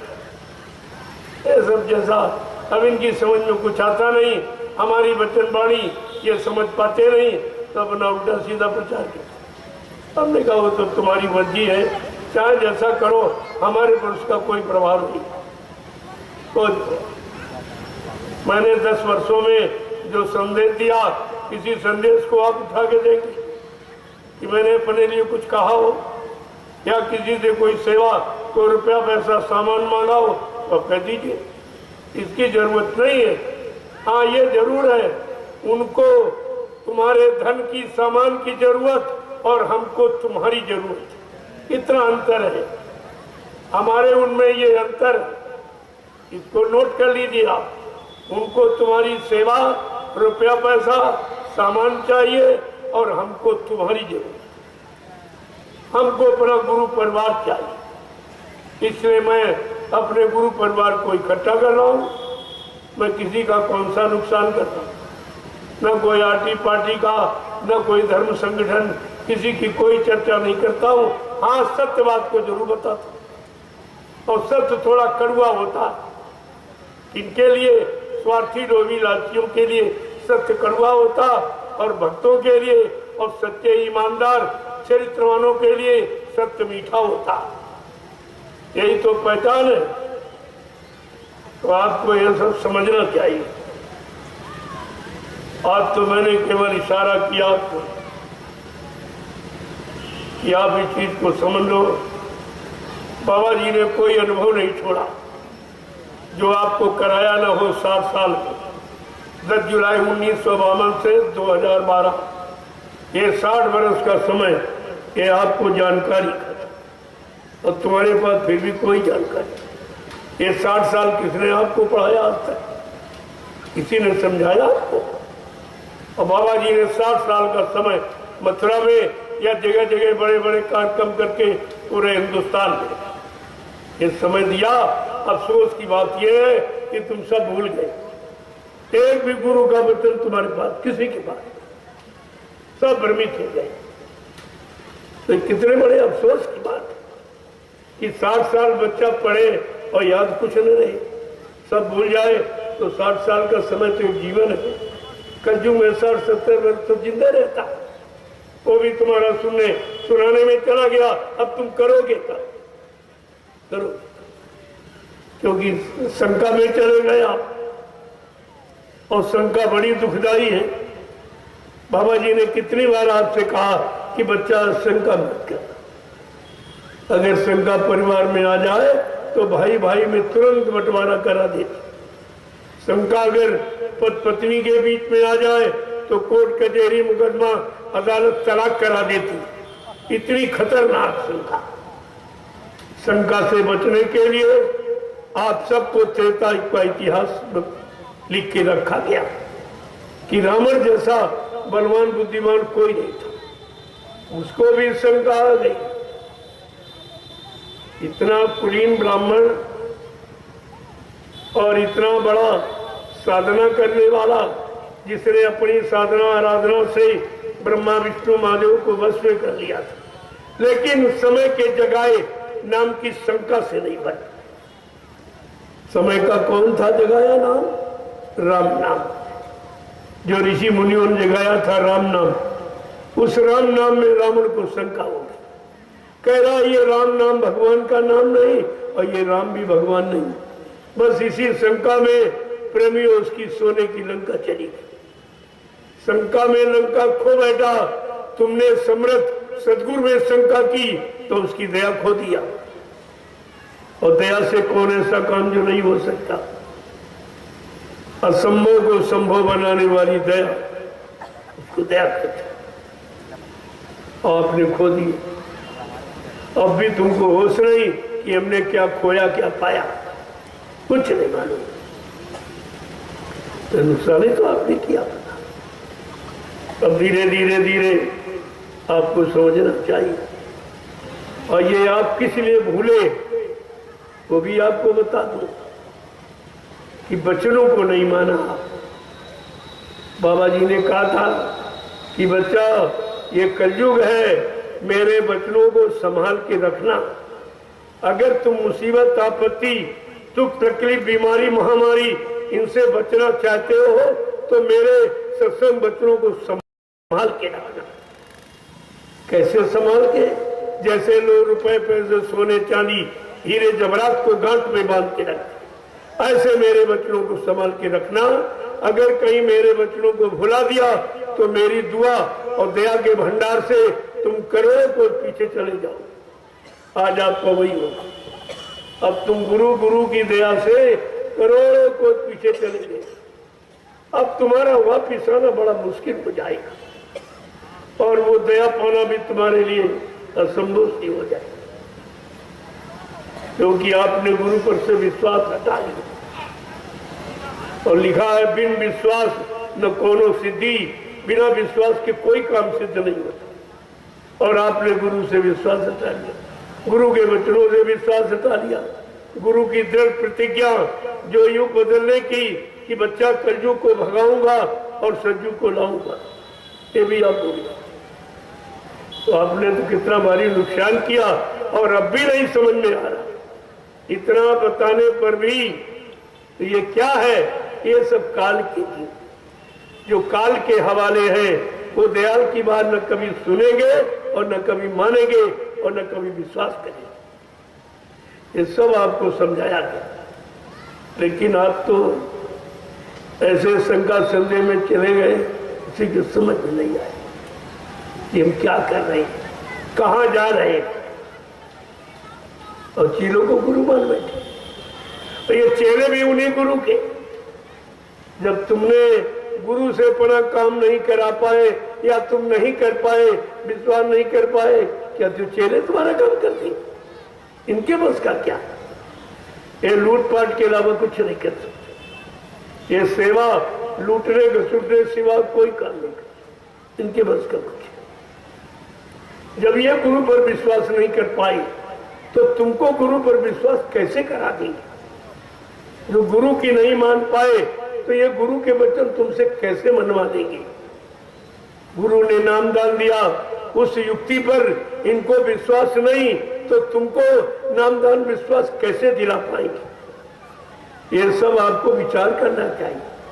अभी तो मैं केवल इशारे कर रहा हूं, जानता तो सब हूं, लेकिन अभी नहीं बताऊंगा। जब तक तुम्हारे अंदर शंका संदेह भूल भ्रम रहेगा तब तक वो रात को नहीं खोला जाएगा। रात तो बहुत बड़ा है, अगर रात को खोल दिया जाए तो जिनके पीछे तुम डर रहे इन पर तुम थूकोगे नहीं, तुम्हारा थूक भी महंगा होगा। जो उन्होंने गुरु के साथ व्यवहार किया आश्रम में, अगर उनसे बता दूं यहाँ ऐसे ऐसे प्रेमी बैठे, उनका हार्ट अटैक हो जाएगा, वो अपने गुरु का अपमान नहीं सह सकते। क्या नहीं हुआ? ये तो जब राज खुलेगा तो तुम्हारे समझ आएगा, कितना प्रायश्चित, कितना रोना आएगा। लेकिन उस रोने प्रायश्चित से कोई काम नहीं करेगा, क्योंकि समय की सीख जो नहीं मानता है वो जीवन भर पछताता। अब ये तमाम बेचारे देखो गुलाबी पगड़ी बांधे बैठे, इनको यही नहीं पता ये क्या है। इनसे पूछो ये क्या है, और जिसने तुमको तुमसे कहा बांध लो वो खुद ही नहीं जानता। ये बाबा जी ने 10, 11, 12 जून 1983 में उसको ये भी नहीं पता कब बंधवाई है, क्योंकि वो 80 में आया था। वो मथुरा आश्रम 80 में आया। इसका पिता था सत्संगी, तो ये टीबी का मरीज था। इसके पिता इसको आश्रम ले आए थे और कहा कि ऐसी थी, कहा ठीक है इसको आश्रम में छोड़ दो, ये टीबी का मरीज है, अभी शादी के योग्य नहीं है, इसको आश्रम पर छोड़ दो। और गुरु ने इसको जीवन दान दिया। गुरु ने इसको जीवन दान दिया और यही गुरु के जीवन हरण की बात कर रहा।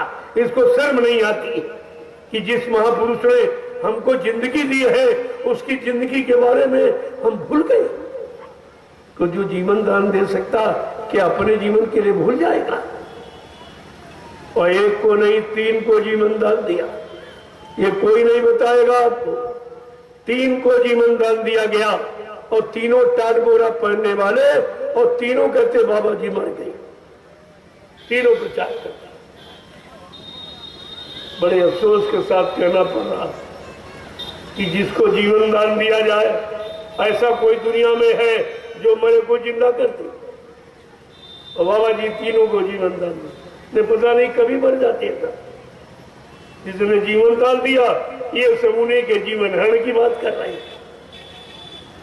मैं यही समझाने बताने के लिए गया उज्जैन से पूछने के लिए, ये बता बाबा जी ने कब तुझको नामदान देने का आदेश दिया? लेकिन ये पहले भाग गया, काफिला के बहाने पहले ही गया।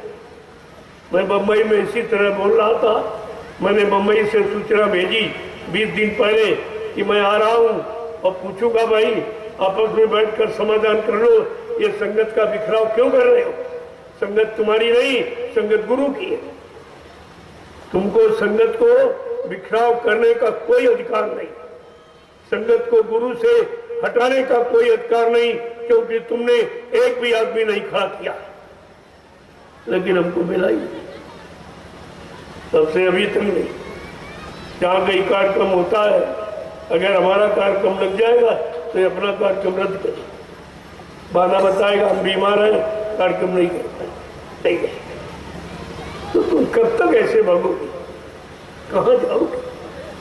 अरे तुम्हारे लिए नर्क में है ठिकाना कहीं।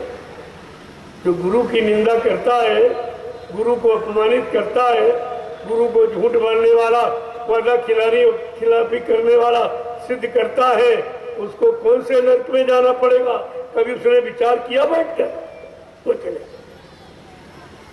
एकदम मदान हो गया, मत सवार हो गया कि हम गुरु बन गए, गुरु बन गए। अरे गुरु बना नहीं जाता, गुरु बना बनाया जो जीवात्माओं का कल्याण करने आता। इससे पूछो तुम अपनी जीवात्मा का कल्याण कर लोगे कि दूसरे के लिए कह रहे कर दे? तुम्हारे बस का ये काम है? एक पाप को तुम किसी के काट सकते हो, मिटा सकते हो? नामदान कौन देगा? बाबा जी ने 4 अप्रैल 2005 को, ये तारीखें लिख लो, कोई नहीं बताएगा। 4 अप्रैल 2005 को एक बिहार से प्रेमी आया, उसने कहा कि स्वामी जी महाराज हमारे पिताजी नामदान देने लगे। कहते स्वामी जी का आदेश हो गया। तुरंत बाबा जी ने हस्तलिखित पत्र भारत की समस्त संगतों को भेजा। कहा बच्चा, मैंने हिंदुस्तान में किसी को नामदान देने का न कोई अधिकार दिया, न अभी हमारी कोई ऐसी मौत। 2010 में बाबा जी ने फिर एक आदेश जारी किया कि बच्चा, मैंने आज तक जितने आदेश दिए मैं सारे आदेशों को निरस्त कर रहा हूँ। न मेरे यहाँ कोई अध्यक्ष बनेगा, न मंत्री बनेगा, न कोई वक्ता प्रवक्ता बनेगा। सब लोग सेवादार बनो, भजनानंदी बनो। परिवर्तन सेवादारों से, भजनानंदियों से होगा, अध्यक्ष मंत्रियों से, वक्ताओं से, नेताओं से। ये धार्मिक धरा पर न परिवर्तन कभी हुआ और न कभी होगा।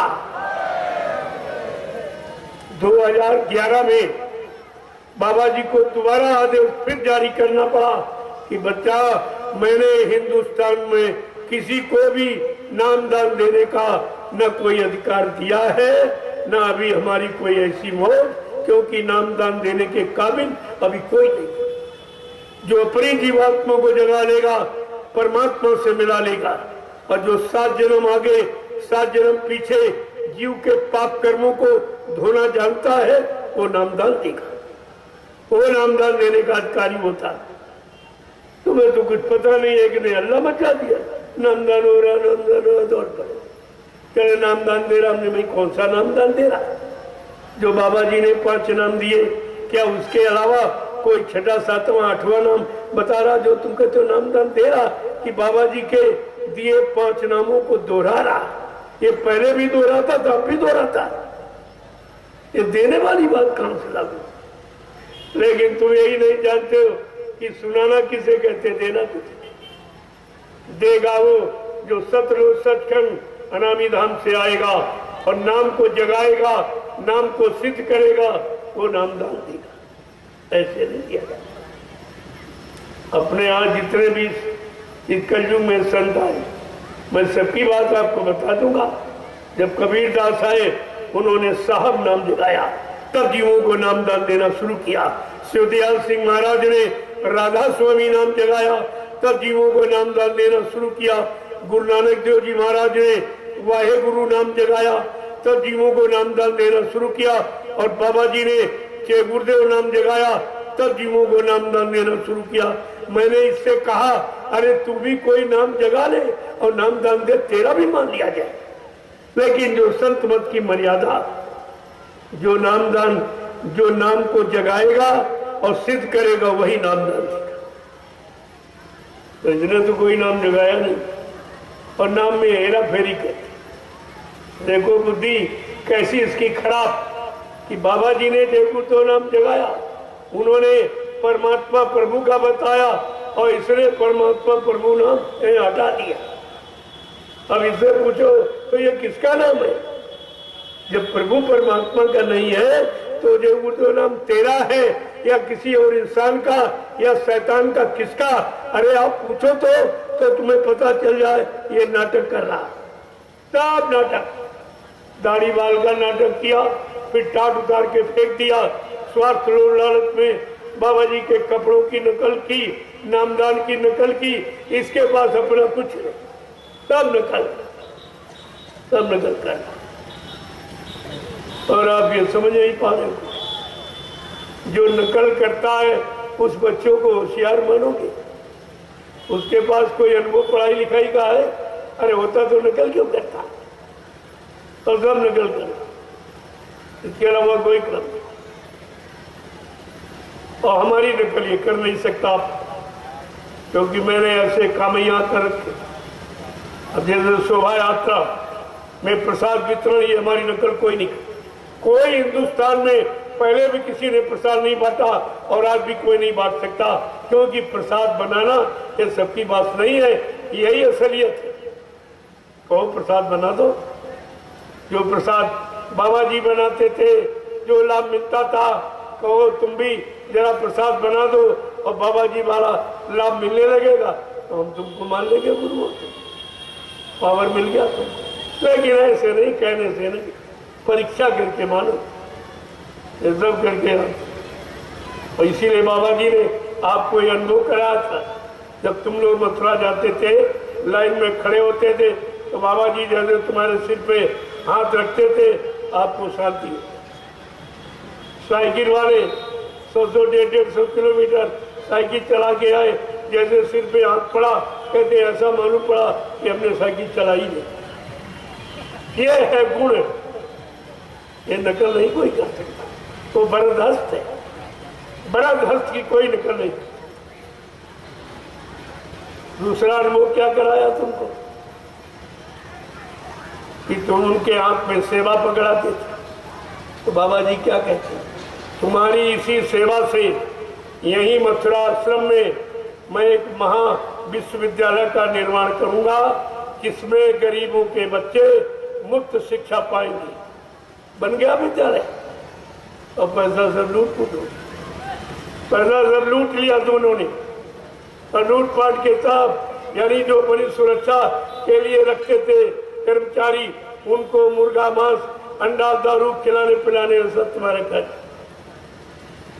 और घूस रिश्वत में कि बाबा जी की छिपाने में मौत, ये छिप जाएगी बाबा जी जिंदा। ये बताओ, जिसको गुरु से इतनी घृणा है कि अपने गुरु को जिंदा देख नहीं सकता, सुन नहीं सकता, वो कितना बड़ा गुरुभक्त हो सकता? इस पर विचार किया तुमने?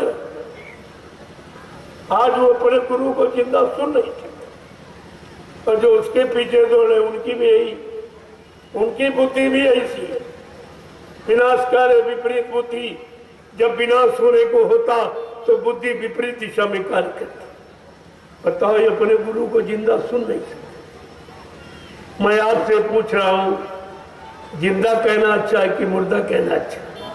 इतना तो आप जानते ही। अगर कहा जाए गुरु महाराज जीवित, तो आपको खुशी होनी चाहिए कि हमारा गुरु जीवित है, कभी न कभी दर्शन मिलेंगे, कभी न कभी अपनी फरियाद कहूंगा, दुख तकलीफ कहूंगा, तुम्हें तो खुशी होनी चाहिए। बल्कि इन लोगों ने इतना बहका दिया कि इनके अंदर भी वही भाव पैदा, इतनी नफरत। और जगह जगह ये जीवित का प्रमाण देने का कार्यक्रम हो रहा, तो ये सत्संगी क्या करते, प्रेमियों से सेवा लेकर कर्मचारी अधिकारियों को घूस देकर ये हमारा कार्यक्रम रद्द कराते, इनका कार्यक्रम रुकवा दे। अब बताओ, इनको आप सत्संगी मानोगे? जो सत्संग को बंद कराए, इनको सत्संगी मानोगे? जो गुरु वचनों को न सुने, न सुनने से लोगों को रोके, उसको आप गुरुभक्त कहोगे? अरे इतना तो विचार रखना। ये लाखों रुपए खर्च करते, कर्मचारियों को रिश्वत देते। अरे खर्चा करो सत्संग कराने में कि खर्चा करो सत्संग बंद कराने में? तो ये तो गुरु का विरोध ही, क्योंकि सत्संग न हमारा न तुम्हारा, सत्संग गुरु का। सत्संग को बंद कराना, गुरु से विरोध करना सीधे। लेकिन नहीं समझ में, लोगों को नहीं समझ में आया। अभी देवलखा में मेरा भी कार्यक्रम मैंने दिया था, क्योंकि वो ऐतिहासिक भूमि है। वहां पर बाबा जी ने 10, 11, 12 सितंबर 1983 को भूम ज्योतक खेतिहर काश्तकार संगठन की आधारशिला रखी थी और कहा था आखिरी दिन कि बच्चा, ऐ भूम ज्योत को, अगर तुमने विश्वास के साथ अपना ये भूम ज्योतक खेतिहर काश्तकार संगठन का झंडा पकड़ लिया, तो मैं विश्वास के साथ कहता हूं कि हिंदुस्तान में जितने काले नीले पीले हरे लाल झंडे लिए घूम रहे, ये अपने अपने झंडों को फेंक कर और तुम्हारे भूम ज्योतक खेतिहर काश्तकार संगठन के झंडे के नीचे अगर ना जाए, तो इस बाबा को बाबा मत कहना। एक कितनी बड़ी सच्चाई गुरु की थी। तो मैंने कहा चलो एक बार प्रेमियों को ऐतिहासिक भूमि की जानकारी दे दे, इनको भूम ज्योतक खेतिहर काश्तकार संगठन की आधारशिला के बारे में जानकारी दे दे। लेकिन सत्संगियों ने क्या किया, प्रेमियों से सेवा लेकर और अधिकारियों को सेवा देकर सत्संग को बंद करा। तो मैंने दूसरी जगह कर दिया, कहा हमको कोई जगह से परहेज नहीं है, हमें संदेश देना पूरा हिंदुस्तान पड़ा, लेकिन इतनी रोक संसार वालों ने नहीं।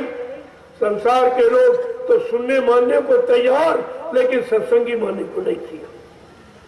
ये सबसे बड़ा कलयुग का प्रमाण है।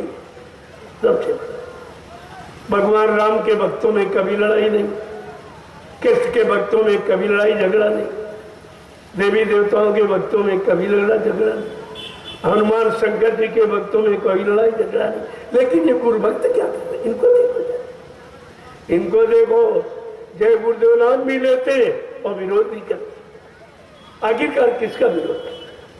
जय गुरुदेव नाम तो गुरु का जगाया हुआ है, तो गुरु का विरोध आप कर रहे, मेरा क्या करें? मेरा है ही नहीं कोई विरोध, क्या करो? ये सब सोचना चाहिए था, लेकिन ये सोच सब खत्म। बिल्कुल इतने अंधे हो गए क्योंकि इनके पाप का घड़ा भर गया। अब वो फूटेगा जरूर। जब पाप का घड़ा फूटने को होता तो मानव की स्थिति क्या होती? जब जैसी हो तब्यता तब तैसी मति हो, और काल रेख की लेख को मेट सके नहीं कोई नहीं मेट सकता। जब मैंने पहले कार्यक्रम किया, अपार भीड़ हुई, मैं ये कह के आया कि देखो हमें तकलीफ दुनिया वालों से नहीं, क्योंकि सब आते सब सुनते और सबको अच्छा लगता और सबको इसकी जरूरत है। लेकिन हमारा गुरु परिवार विरोध में, परिवार का झगड़ा बड़ा खतरनाक था। विश्व युद्ध इतना खतरनाक नहीं जितना गृह युद्ध खतरनाक। आज ये गृह युद्ध है। ये परिवार में विचारों का कितना बड़ा उतार चढ़ाव, यानी ये गुरु को जिंदा सुन भी नहीं सकते, इतना गुरु खराब हो गया, ये जिंदा नहीं सुना। लोग जब महापुरुष खत्म हो जाता तब भी उनकी कहानी पढ़ के खुश होते और जिंदा मानकर आज भी उनकी पूजा होती, जो चले गए, और जो जीवित उनको जीवित मानने में इतना इनको कष्ट हो रहा। ये कभी भी अपने आप को माफ नहीं करा सकते और अपने आप को कभी भविष्य में बाबा जय गुरुदेव जी महाराज का शिष्य भी नहीं करा सकते। रावण भी तो कहता था मैं ही भगवान हूँ, मैं ही ब्रह्मा, मैं ही विष्णु, मैं ही शंकर कहाया हूँ, त्रैलोक की शक्तियां उनमें मैं समाया हूँ, सूर्य और चंद्र मेरी आज्ञा से उदय और अस्त होते हैं, मेघ मेरे इशारे से सदैव जलवृष्टि करते हैं। इतना बड़ा अहंकार गरुड़ उसके अंदर, लेकिन मारा गया। जब वो नहीं बच पाया, ये स्वार्थी लोभी लालची कैसे बन जाएंगे? विचार कीजिए, इतिहास साक्षी है। मैंने अभी एक ऐलान और किया जो हिंदुस्तान में किसी की दृष्टि में नहीं था और किसी ने आज तक नहीं कहा, ना कोई राजनीतिक और ना कोई धार्मिक महात्मा। वो क्या है? भारतीय शक्ति। मैंने कहा अगर तुम सच्चे भारतीय हो तो तुम अपनी भारतीय वेशभूषा में आ जाओ, क्योंकि हर देश की पहचान वेशभूषा है। तुम भारतवासी हो, अपनी भारतीय वेशभूषा में आ जाओ, भारतीय नाम पर कलंक मत लगाओ। तुम्हारी भारतीय वेशभूषा क्या है? कुर्ता धोती, कमीज पैजामा और टोपी और पगड़ी और लंगोटी, ये आपकी पहचान। मैंने 15 सितंबर 2023 को बलिया, आजमगढ़, मऊ, ये 3 के बॉर्डर पर मैंने ये घोषणा की है सारे हिंदुस्तान में भारतीयों के लिए। कोई जात पात नहीं, भारतीय शब्द है, हम सब भारतीय हैं, तो हमारी कोई पहचान होनी चाहिए। तुम्हारी पहचान तो अंग्रेजों की, ये पैंट पतलून सब अंग्रेजों का, ये अंडा शराब मुर्गा मीट सब अंग्रेजों का भोजन है, तुम्हारा भोजन है। तुम्हारी भाषा हिंदी संस्कृत, तुम अंग्रेजी के गुलाम बन गए। अंग्रेज चले गए, अंग्रेजियत छोड़ गए। यही कहा था चलते वक्त गांधी महात्मा से कहा कि मैं तो आपके देश को छोड़ के जा रहा हूं, देख लो कुछ नहीं लिए जा रहा हूं, लेकिन ऐसी छाप छोड़ के जाऊंगा कि हिंदुस्तान 300 वर्ष तक अपना सुधार नहीं कर सकता। यही है, आप नहीं छोड़ पा रहे। कितने लोग कुर्बान हो गए अपनी भारतीयता को कायम करने के लिए, कितनी माताएं निपूती हो गई, कितने बहनों का सुहाग लुट गया। ऐसे नहीं, ये भारतीयता थी। आज तुमने उनकी भारतीयता को समाप्त कर, आज भी तुम गुलाम के गुलाम ही हो। अंग्रेजियत तुम्हारे अंदर घुस गई। जो भाषा हमारे लिए अपमानित होनी चाहिए उसको हम सम्मान दे रहे। हमारी भारतीय, हमारी हिंदुस्तान की हिंदी और संस्कृति भाषा है, जो देववाणी है, उसको आपने छोड़ा। अब सारे विदेश के लोग हिंदी को यानी अनिवार्य विषय कर रहे और आपके अंग्रेजी अनिवार्य हो रही। जरा भी नहीं समझ पा रहे हो। अरे वो ठंड प्रदेश है, तुम्हारा गर्म देश है, इसलिए तुम्हारी वेशभूषा सादी बिल्कुल। ये मोटा कपड़ा जीन्स का, जिसे जीन्स पैंट कहते हैं, ये पैंट अंग्रेजी शब्द है, अंग्रेजियत की बूस में भरी है।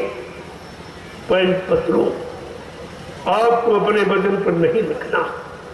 अगर भारतीय और भारतीयता का सम्मान रखना चाहते हो, भारतीय संस्कृति को उज्जवल बनाना चाहते हो, तो ये बू और यानी गंदगी आपके शरीर से खूनी नहीं चाहिए। तब तो आप विकारों से बच पाओगे। आप योगी हो, योग भूमि पर रहते हो, लेकिन तुम सब भोगी बन गए हो, क्योंकि तुम्हारा खान पान सब भोगी बनने का।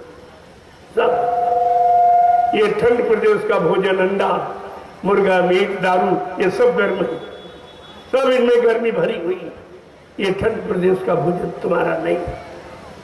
जब तक आप इस भोजन को तिलंजी नहीं दोगे, आप 100 वर्ष नहीं जिंदा रह सकते। क्योंकि जब ये भोजन करोगे जिसमें भोग भरा हुआ, तुम भोगी बन जाओगे, रोगी बन जाओगे, तुम्हारा जीवन आधा रह जाएगा।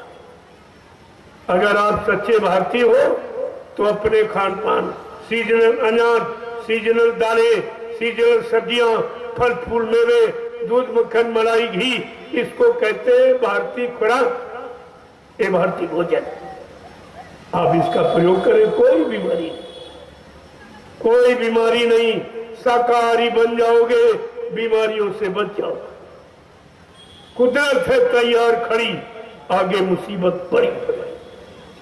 ये सब आगे होने वाला है, इसलिए आपको पहले से जानकारी दी। और ये लंगोटी, ये संयम का प्रतीक, ये महान आत्मा बनने का प्रतीक, ये तुम्हारे लिए सबसे बड़ा वरदान है। ये वरदान ऋषि मुनियों महात्माओं का लंगोटी। अगर इसको आपने सच्चाई से लगा लिया तो तुम्हें कोई पराजित नहीं कर सकता, तुम्हारे आगे कोई टिक नहीं सकता। इसमें वो गुण है, इसीलिए मैंने अभी इशारा किया। अभी बहुत कुछ बताना बाकी है, लेकिन धीरे धीरे सब जानकारी दूंगा जो हिंदुस्तान में कोई नहीं दे रहा। इस पर किसी ने आज तक दृष्टि नहीं डाली कि भारतीय शब्द क्या है, हमारी भारतीयता किसमें है, ये किसी ने इस पर दृष्टि ही नहीं डाली। लेकिन मैंने 15 सितंबर 2023 को घोषणा कर दी, सारे हिंदुस्तान में रहने वाले भारतीयों को मैंने घोषणा की, प्रार्थना की है, अगर सच्चे भारतीय हैं तो अपनी पोशाक में आ जाओ, अपनी वेशभूषा में आ जाओ। तुम्हारी वेशभूषा एकदम सादी, जिससे तुम्हारा मन विकारों में, भोगों में नहीं जाएगा। तुम्हें जो देखेगा उसका मन भी ठीक हो जाएगा। वस्तुओं का मन पर बड़ा प्रभाव पड़ता, तो ये आपके लिए, और आपको इस पर विचार करना चाहिए। नहीं तो कुदरत मजबूर कर दी। मैंने जो कहा है वो तो अभी एक मौका है, अगर नहीं माने तो कुदरत मजबूर कर देगी आप।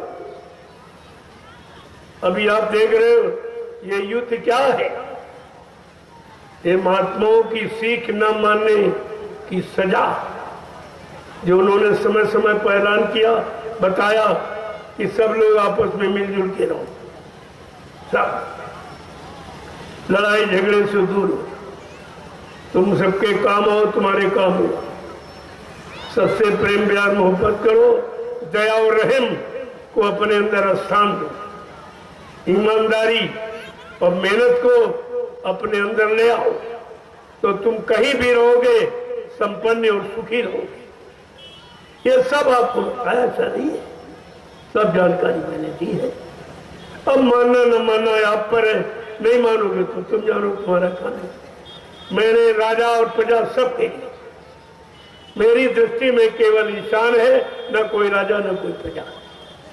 इंसान हो, मनुष्य हो, मानवता के नाते ये सब कहना बताना लाजमी है, ये अनिवार्य है।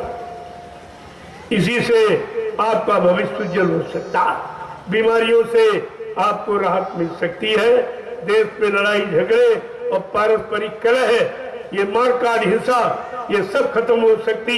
लेकिन जब तक संत महात्माओं के वचनों को नहीं मानोगे और तुम्हारे करने से कुछ नहीं। इसीलिए ऐलान किया गया, जोर लगा ले अहले जमाने, कब तक जोर लगाएगा, जग में जय गुरुदेव का झंडा लहर लहर लहराएगा। प्रेमियों, ये झंडा विश्व का झंडा, ये विश्व का झंडा सबका, ये किसी जाति का, धर्म का, मजहब का, पार्टी का झंडा नहीं, ये जय गुरुदेव नाम प्रभु का झंडा। और प्रभु सबका है, प्रभु के सब है। अगर इस बात को समझ लो, और कहा भी इस झंडे के नीचे आपको आना ही पड़ेगा, आज नहीं तो कल। अब ज्यादा समय नहीं रहा,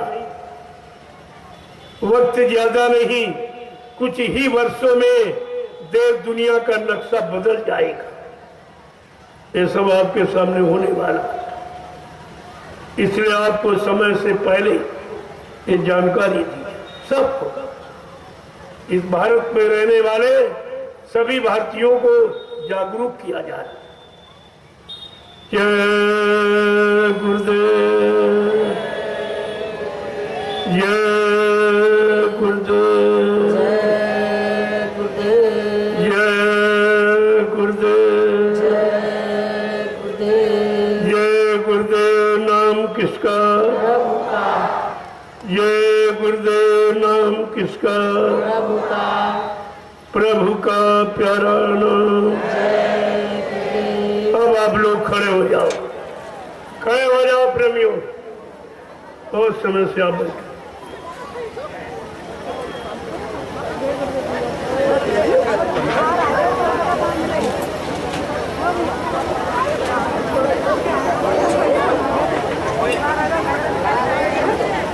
देखो, आज सत्संग का पहला दिन था, मैंने आपको जानकारी दी। कल से सत्संग प्रारंभ करूंगा, क्योंकि अभी भारी भीड़ आ रही है, सब लोगों को समय की जानकारी मिल जाए। जय गुरुदेव,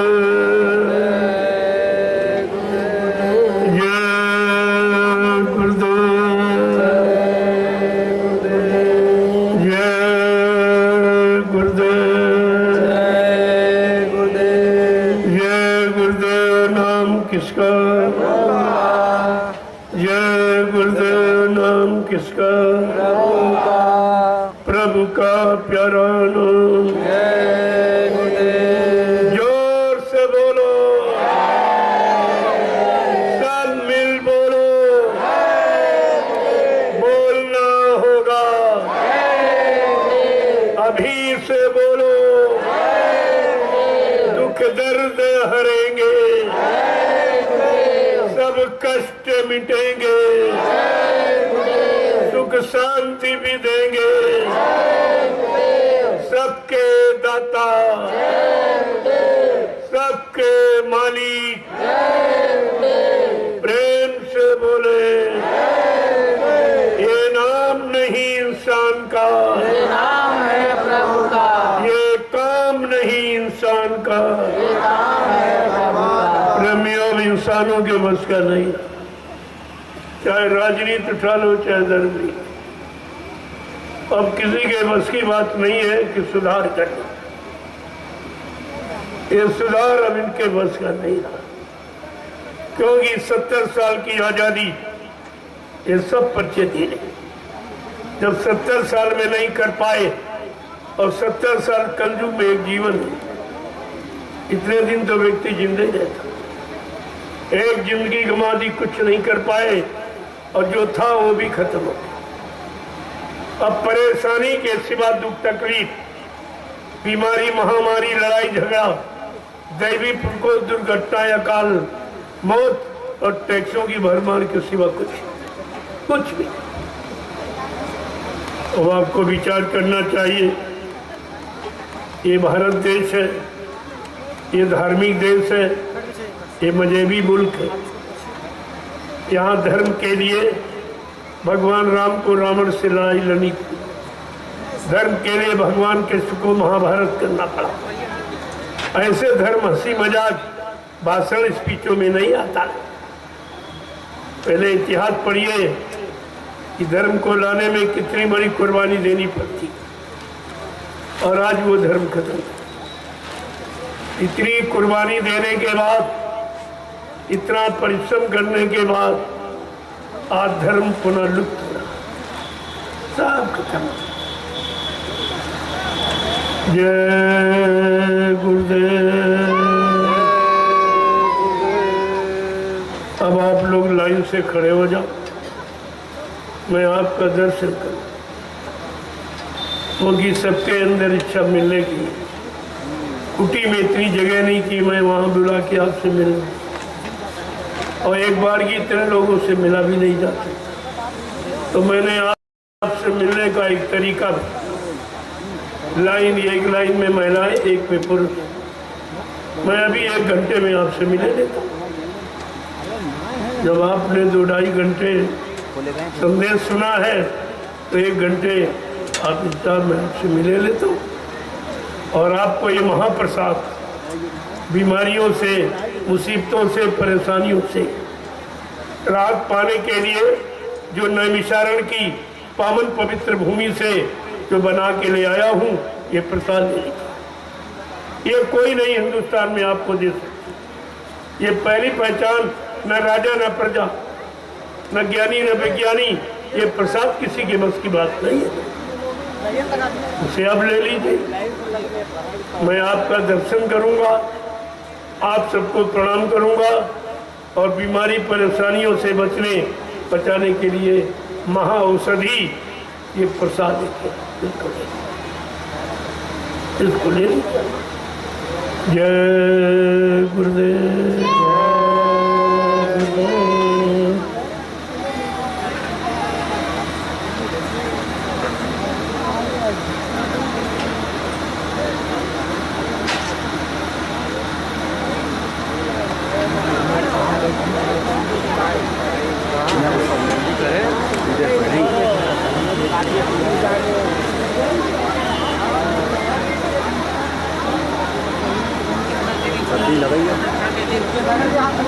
खड़ा के लिए तो पहले से तैयार रहना चाहिए ना, सब ले करके।